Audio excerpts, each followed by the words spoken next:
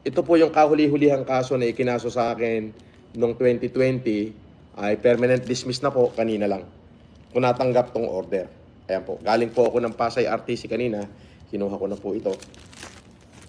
So, yan po yung kahuli-hulihang kaso na magpapatunay lamang po na lahat halos lahat ng ikinaso sa akin noong 2020 ay puro gawa-gawa at upang sirain lamang ang aking pagkatao.